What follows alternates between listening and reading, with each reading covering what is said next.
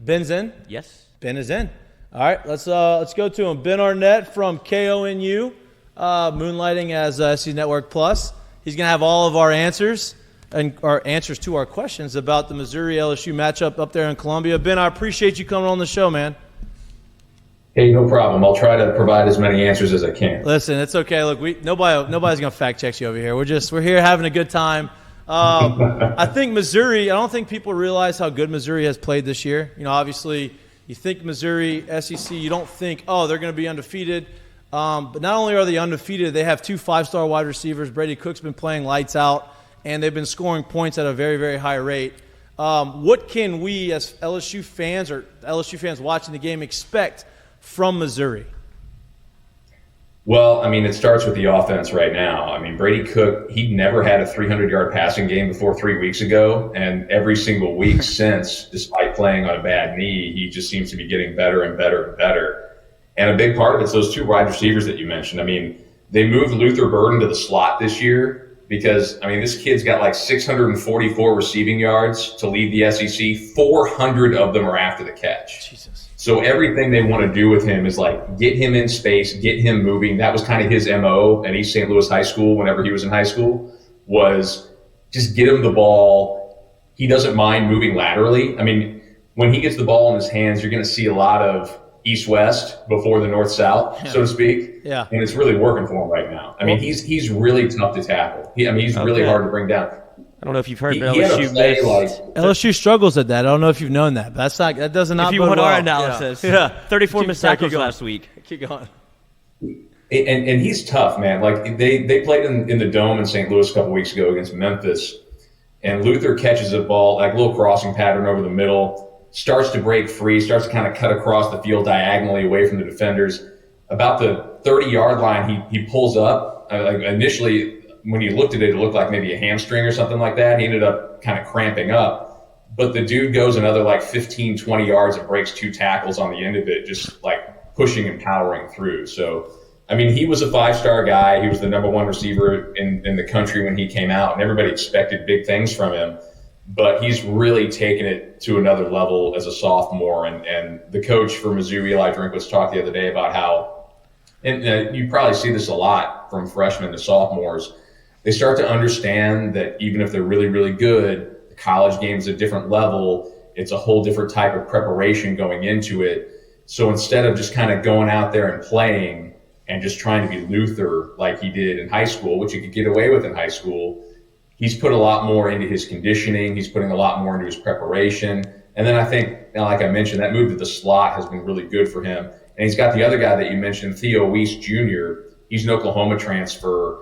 He's on the outside. He's provided that deep threat. And now you have a situation where you can't really just double up on Luther, key everything on him. And that was a real concern for Missouri. Because remember, a year ago, if any LSU fans knows anything about Mizzou from a year ago other than Luther Burden, they probably remember Dominic Lovett. He was one of the top 2 receivers in the SEC a season ago, transfers to Georgia in the offseason. Mizzou's in a what are we going to do situation. How do we keep people from keying on Luther? And Theo Weiss so far has been the answer to that. So, obviously watching both teams, the big issue has been the defensive side of the football. The offenses have been elite. They've scored a lot of points. They've got a ton of yards.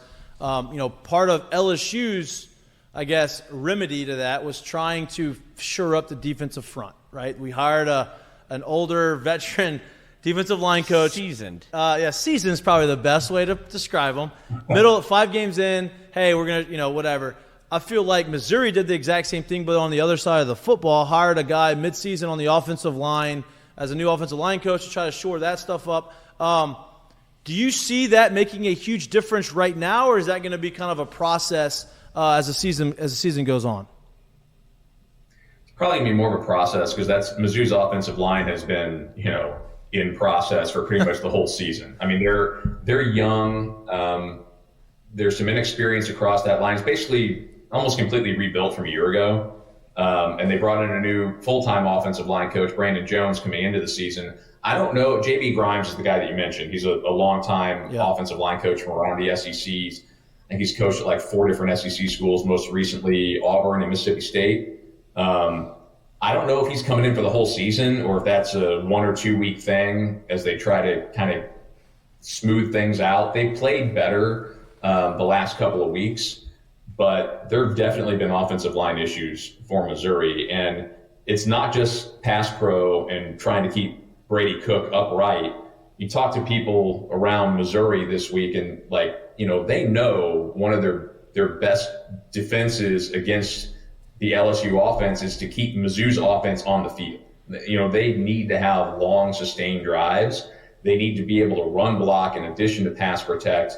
They need to get their running game going so they can have 8, 9, 10 play drives that chew up clock and keep Jaden Daniels and company off the field. That's a big thing for Missouri this week, and the offensive line obviously is a huge part of that. But I'm not sure if Grimes is going to be a long-term helper in there, or if that's just for a week or so.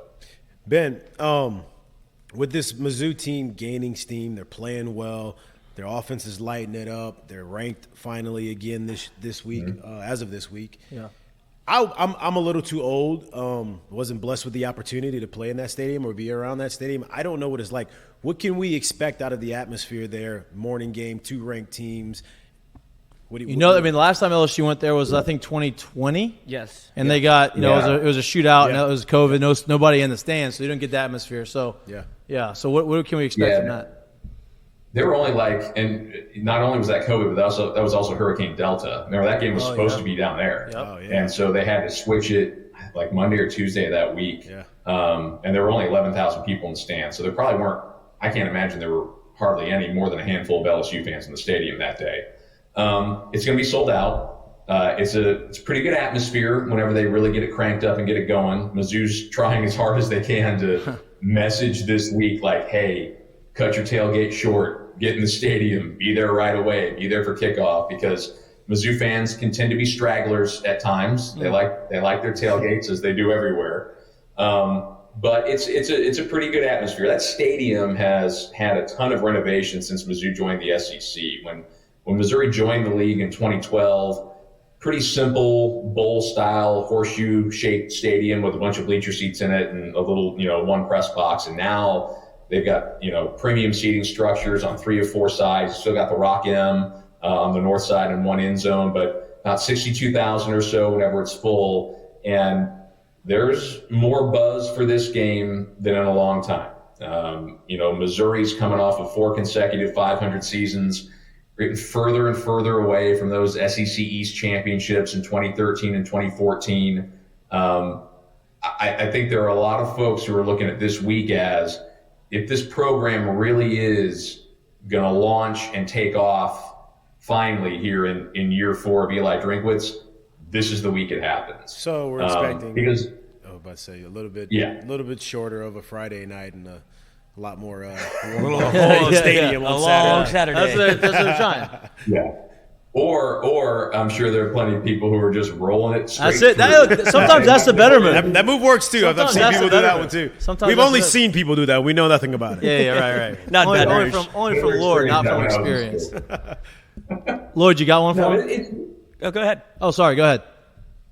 Yeah, no, it should be a pretty good atmosphere. I mean, their first sellout in 4 years was 3 weeks ago when they won that Kansas State game on that walk-off 61-yard field goal from Harrison Mevis.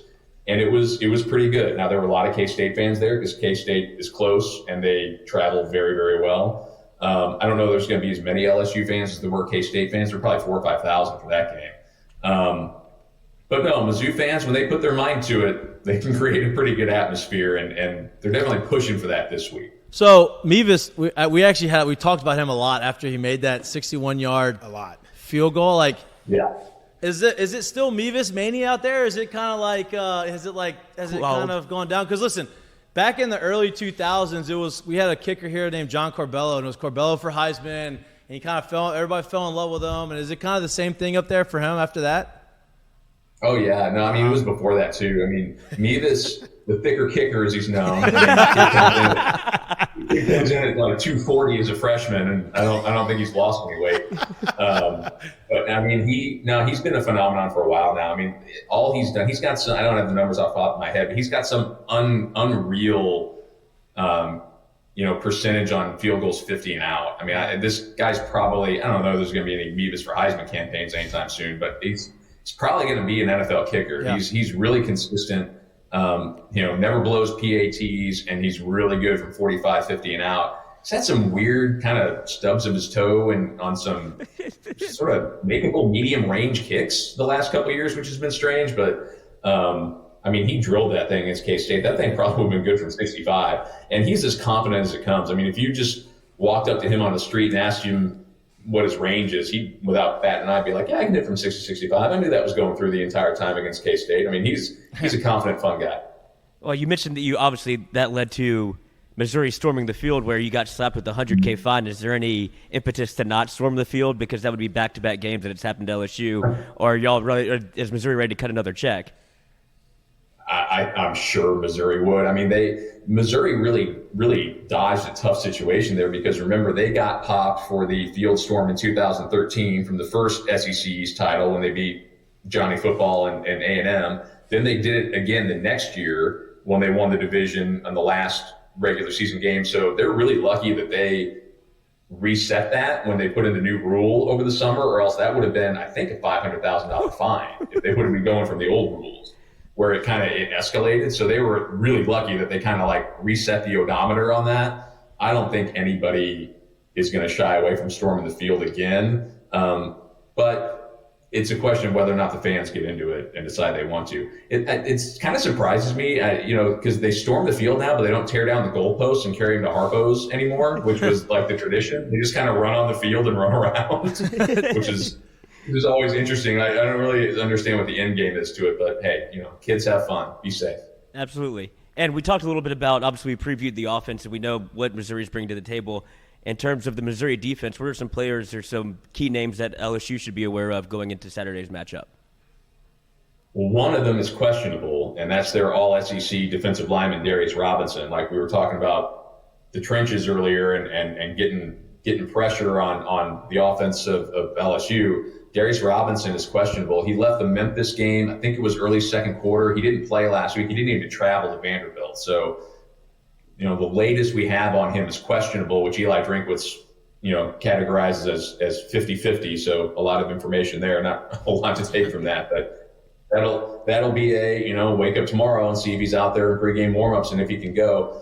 But guys that we know are going to play, they've got a pretty good cover corner in Chris Abrams-Drain. He's a guy that fans may have heard of. He got a lot of buzz starting a couple of years ago when he had one of those really high PFF grades that kind of took fire on social media, and he's starting to kind of produce the numbers that go along with that this season. And then the other guy to really keep an eye on is linebacker Tyron Hopper. That guy's just a high motor beast defensively. He's going to rack up tackles. His story, it's a funny story. He started out at Florida. Right. Florida comes to Columbia in 2021. Mizzou wins a 1 point by an eyelash game in overtime, and Hop had like 14 or 15 tackles against Missouri. And Eli Drinkwitz said right there, I'm going to go portal hunting and see if I can get him that very offseason. And he did. And Hopper is one of those guys where, he went through the pre-draft process a year ago, didn't get the grade he was looking for, really felt like if he came back for another year, he could help this team and increase his draft stock. And he's been playing like it this year. He's another guy to watch. He'll probably be all around the football. So, Ben, we talked about the offenses. Obviously, both are elite. Both know, LSU knows Missouri's strength is their offense. I think Missouri knows LSU's strength is their offense. They're both elite. They both move the ball. They both score points. At some point, one of the defenses has to make a decision, has to make a stop, has to stand up and really get the ball back, a couple turnovers, whatever that may be, right? So, Missouri's obviously going to attack the secondary from LSU. That's the weakest point. The defense as a whole didn't play great against Ole Miss. I don't think that they're as bad as that game was. Going in, right, as a Missouri guy, as a Missouri fan, what is one of the things that they are cautious about from the LSU side, the defensive side, that they think that could give them some issues? I think the worry when you're looking at this from a Mizzou perspective defensively is, you've got to pay attention to Neighbors and the receivers.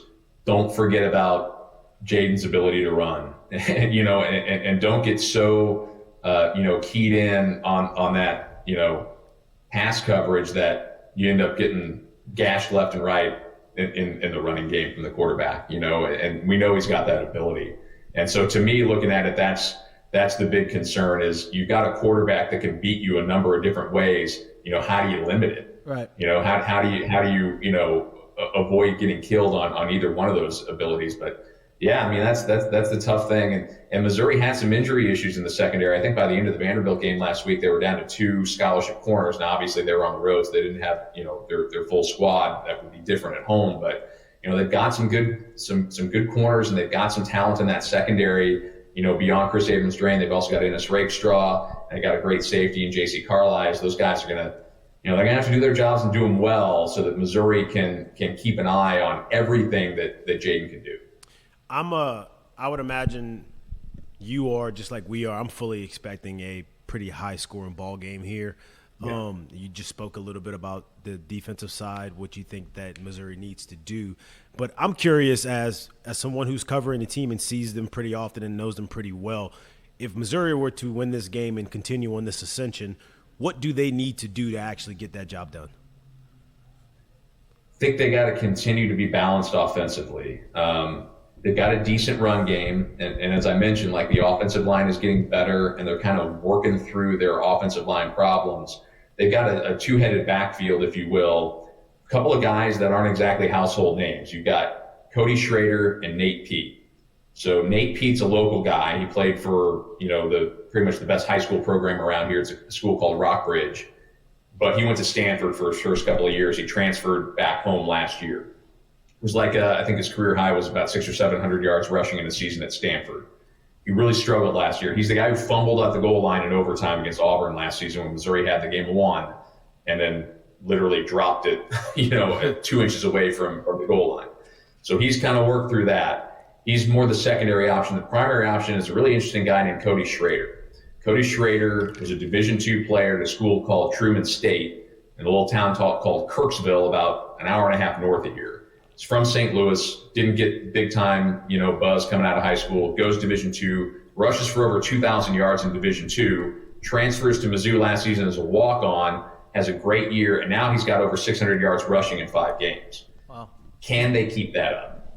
Can they keep this running game going? And again, for Missouri, it's all about keeping people's eyes off of Luther Burden.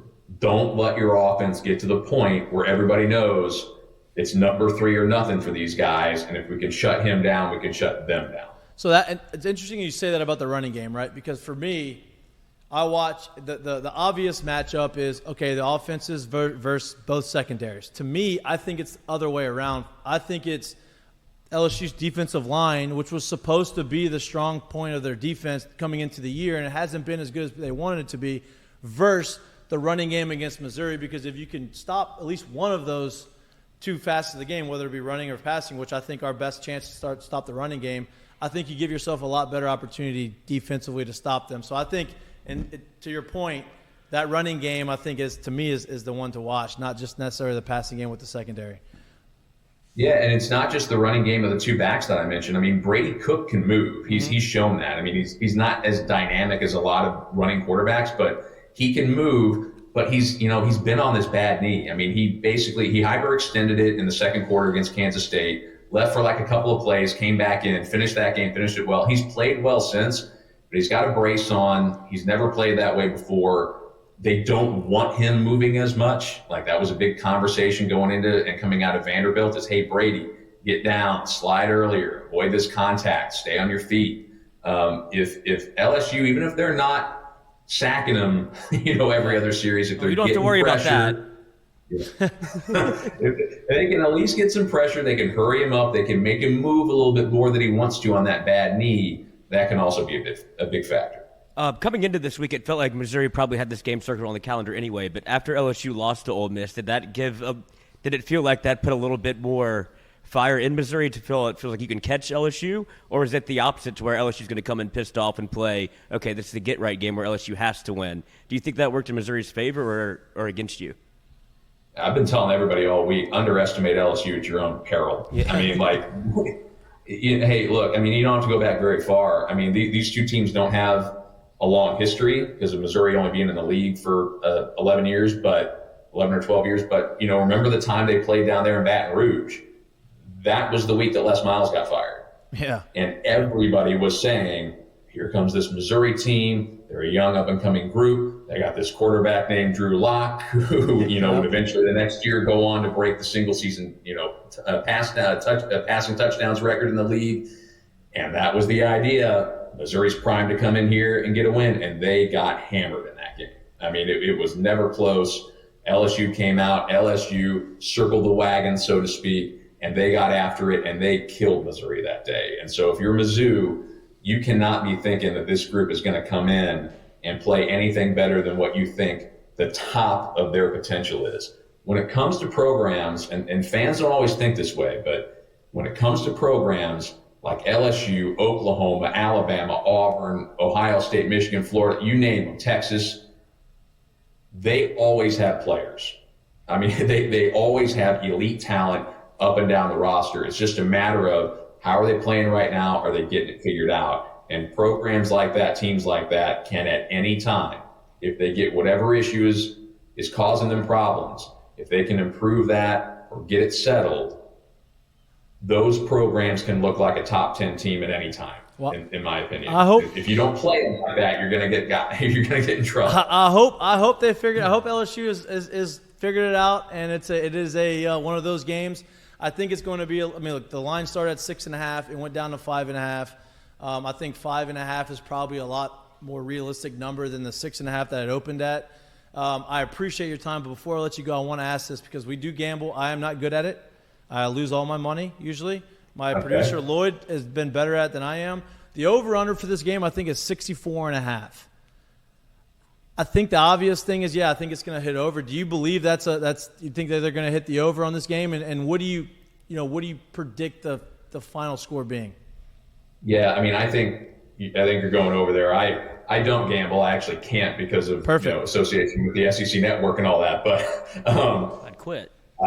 I don't, but I would. Even if it's on the low end. Even if this is a 35-31 game, you're there. right. See, that you do it. That's how I do it. That's how I think about it. That's how I say 35-31. I could get there. That's how I do it. Okay, so perfect. I'm betting the over. I appreciate it. That would be my official unsolicited advice. Perfect. I appreciate that. Look, I appreciate your time. Thank you so much for coming on the show. Look forward to watching the early game with mimosas and some Bloody Marys down here, and hopefully it's a good show. Change to whiskey by the third quarter. Take it easy. Thanks.